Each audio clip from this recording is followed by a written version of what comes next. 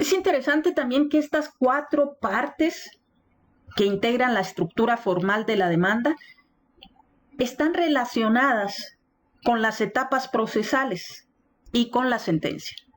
Y así lo estamos viendo en pantalla. La etapa probatoria se va a referir a los hechos. Todo lo que se haya mencionado en ese capítulo de hechos, se van a presentar pruebas para acreditar esos hechos. Por ejemplo, si decíamos que es de manera cronológica y se trata de una demanda de divorcio, el primer hecho va a ser que las partes contrajeron matrimonio en tal fecha. ¿Qué documento voy a presentar para acreditar ese hecho? Pues el acta de nacimiento correspondiente. Si estuviéramos en un juicio sucesorio y estamos hablando de que el autor de la sucesión falleció, pues el primer documento y prueba que vamos a agregar y a mencionar es precisamente el acta de defunción. La etapa de los alegatos, que es la fase previa a la resolución, a la sentencia, donde los abogados van a hacer su trabajo, de ahí la palabra abogado, que es hablar por otros, abogar por otros, advocaren, pues esta etapa de alegatos se va a referir al derecho, pero también, desde mi particular punto de vista, a los hechos. Acuérdense que en la etapa de alegatos se van a confrontar nuevamente las versiones y la parte que esté alegando va a hacer ver lo que él logró acreditar conforme a las pruebas para que se aplique el derecho correspondiente, y va a hacerle ver al juez también, por su parte, las contradicciones y los errores en que cayó la parte contraria para que el fallo o resolución lo favorezca. Entonces ahí, de alguna manera, yo considero que los alegatos se refieren al derecho, sí, pero también a los hechos. Vendría la parte final, la etapa resolutoria o resolutiva, es decir, la sentencia.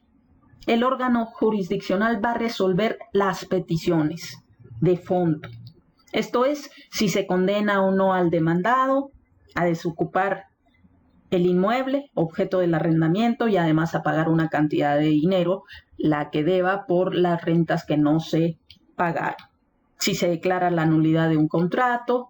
Por eso se dice que la sentencia va al fondo del asunto, resuelve la cuestión principal, primordial, porque tenemos otro tipo de sentencias, por ejemplo, las interlocutorias, que resuelven los incidentes.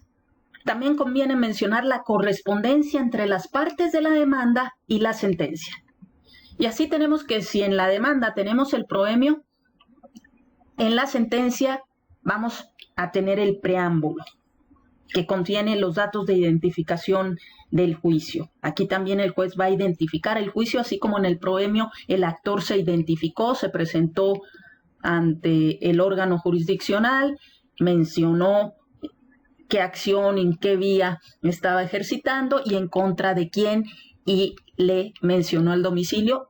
Pues también aquí la autoridad jurisdiccional, en la sentencia, el preámbulo es para identificar el juicio. Luego, los resultandos de la sentencia se va a referir a los hechos que se plantearon en la demanda. Recuerden que los resultandos son un relato o descripción del desarrollo concreto del juicio. Y la primera cuestión que va a mencionar va a ser la presentación de la demanda. Los considerandos, por su parte, se va a referir al derecho, con los razonamientos jurídicos del tribunal, así como la valoración de las pruebas.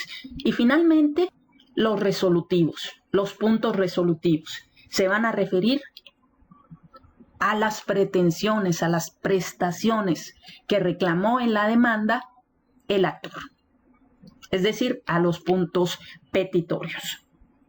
Es esa maravilla, pues, de relacionar, por eso son los 2 actos más importantes del proceso: la demanda, que inicia el proceso, y la sentencia, que se va a referir a esta y que va a resolver la cuestión principal, el fondo del asunto planteado en la demanda. Están, pues, 2 actos procesales fundamentales estrechamente relacionados.